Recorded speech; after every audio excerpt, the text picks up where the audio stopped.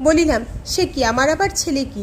তিনি তাহাতে হাসিয়া বুঝাইয়া দিলেন, সাধারণ সাংসারিকভাবে ছেলে নহে, ত্যাগী মানুষপুত্র। তখন আশ্বস্ত হই। ওই দর্শনের পরই রাখাল আসিয়া উপস্থিত হইল এবং বুঝিলাম এই সেই বালক। শ্রীযুক্ত রাখাল সম্বন্ধে অন্য এক সময় ঠাকুর বলিয়াছিলেন, তখন রাখালের এমন ভাব ছিল ঠিক যেন 4 বৎসরের ছেলে। আমাকে ঠিক মাতার ন্যায় দেখিত। থাকিত সহসা দৌড়িয়া আসিয়া ক্রোড়ে বসিয়া পড়িত এবং মনের আনন্দে নিঃসংকোচে স্তনপান করিত। আমাকে পাইলে আত্মহারা হইয়া রাখালের ভিতর যে কিরূপ বালকভাবের আবেশ হইত তাহা বলিয়া বুঝাইবার নহে। আমিও ভাবাবিষ্ট হইয়া তাহাকে ক্ষীর ননি খাওয়াইতাম, খেলা দিতাম, কত সময় কাঁধে উঠাইয়াছি, তাহাতেও তাহার মনে বিন্দুমাত্র সংকোচের ভাব আসিত না। ইতপূর্বে মা দেখাইয়াছিলেন, রাখাল সত্যই ব্রজের রাখাল।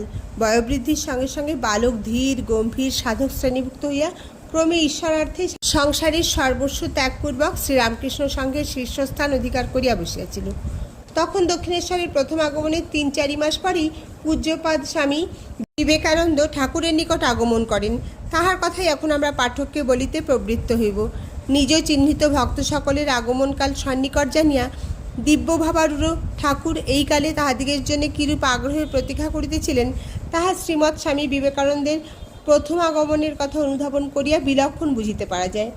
স্বামী ব্রহ্মানন্দ বলেন, ঠাকুরের নিকট তাহার আগমনের প্রায় সমানকালে কলিকাতার সিমলা নামক পল্লী নিবাসী শ্রী সুরেন্দ্রনাথ মিত্র দক্ষিণেশ্বরে আসিয়া ঠাকুরের পূর্ণ দর্শন লাভে ধন্য হইয়াছিলেন।